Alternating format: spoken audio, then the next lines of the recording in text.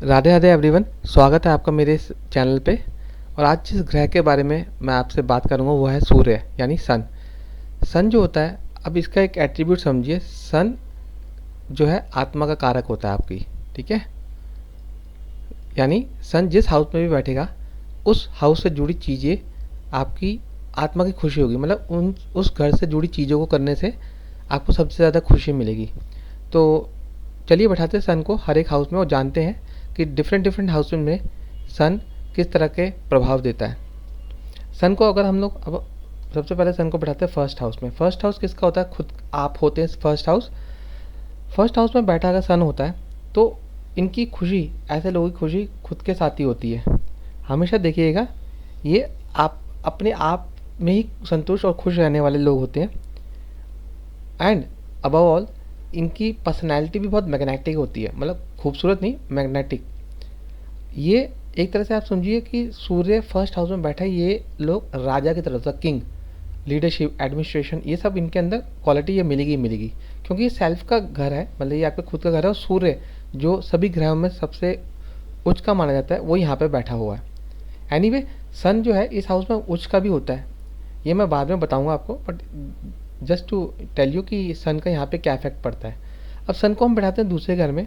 Second house में अगर सन बैठता है तो आपकी खुशी जो होती है ये पैसों से जुड़ जाती है, मतलब क्योंकि ये घर जो है पैसों का भी है, ये घर आपके परिवार का भी है, तो आपके परिवार से भी आपकी आत्मा की खुशी जुड़ जाती है।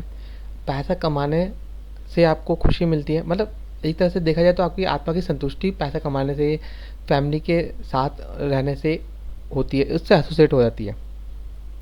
थर्ड हाउस में अगर हम सन को बैठाते हैं तो ये क्या है? ये आपकी सिबलिंग्स का हाउस है, ठीक है। आपकी खुशी आपके सिबलिंग्स के साथ होती है, उनकी मतलब केयर करना, उनके साथ होना, उनके साथ मिलजुल के रहना, इन सब चीज़ों में आपकी खुशी छुपी हुई है, ठीक है। सन को अगर हम लोग फोर्थ हाउस में बैठाते हैं तो फोर्थ हाउस होता है आपकी प्रॉपर्टी का, आपकी माँ का।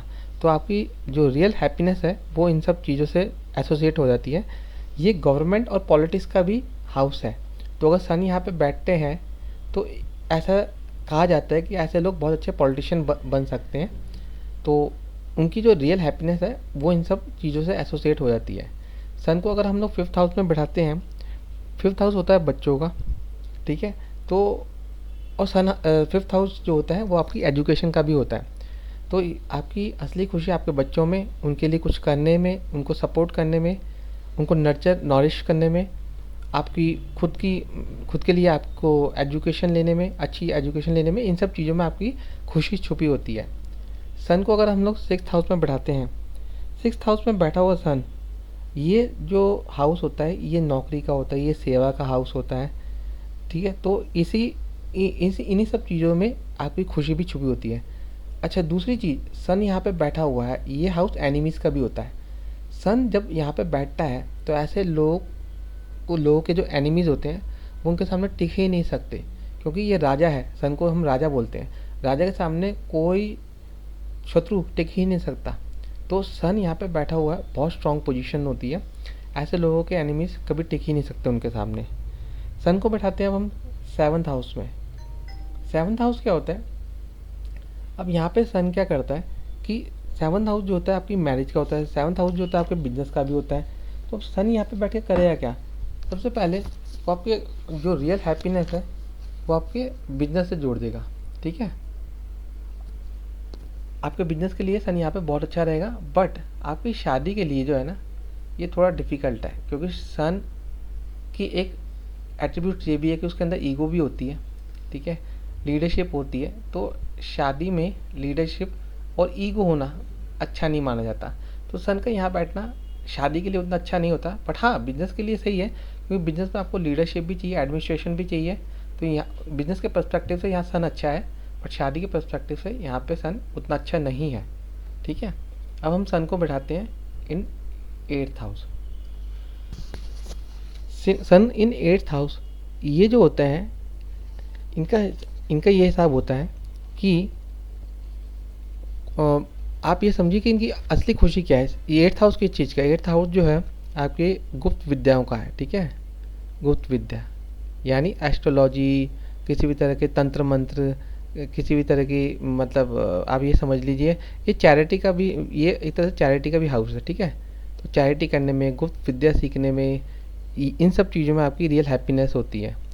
सन को हम बैठाते हैं इन नाइन्थ हाउस में। नाइन्थ हाउस में सन बैठता है तो ये रिलीजियस का हाउस है, रिलीजन का हाउस है, या आपके ट्रेडिशंस का हाउस है।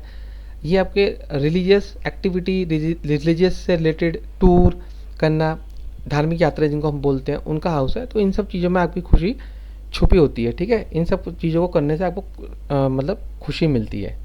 अब हम सन को बैठाते हैं इन टेंथ हाउस में। Sun in tenth house. Tenth house में जो सन बैठता है तो ये बहुत ही एक्सीलेंट पोजीशन होती है। ऐसा इंसान जो होता है अपने कार्य क्षेत्र में जहाँ पे वो काम करता है वहाँ पे रूल करता है, क्योंकि एडमिनिस्ट्रेशन का सन के अंदर एडमिनिस्ट्रेशन अच्छी होती है, लीडरशिप अच्छी होती है। तो ये होता है आपके कर्म स्थान, ठीक है। कर्म स्थान में ये सब चीज़ें दिखती है, और ये ऐसा इंसान जिसका सन टेंथ हाउस में है वो रूल करता है अपने वर्किंग एरिया में जहाँ पे वो काम करता है, ठीक है। नेम फेम के लिए भी ये बहुत अच्छा हेल्प करता है सन, अगर यहाँ पे बैठा हो तो। सन को अगर हम लोग 11th हाउस में बैठाते हैं तो 11th हाउस में बैठा सन ये किस चीज़ का घर है, ये आपके यार दोस्तों का घर है। तो आपकी रियल हैप्पीनेस जो है आपके यार दोस्तों में छुपी होती है, ठीक है। अब सन को बैठाते हैं हम लोग इन 12th हाउस में, ठीक है। सन इन 12th हाउस। 12th हाउस जो है ये आपके घूमने फिरने का है, या आपके मेडिटेशन का हाउस है, या आपके इन्वेस्टमेंट का हाउस है। तो सन के यहाँ बैठने से आपकी रियल हैप्पीनेस इन्हीं सब चीज़ों में आ जाती है कि आपको घूमने फिरने से, इन्वेस्टमेंट करने से, मेडिटेशन करने से रियल हैप्पीनेस मिलती है। तो सन इन 12th हाउस का ये रिज़ल्ट होता है। इस वीडियो में मैंने सन के बारे में आपको बताया। अगले वीडियो में मैं नए ग्रह के साथ आपके समक्ष फिर से उपस्थित होऊंगा। तब तक के लिए राधे राधे।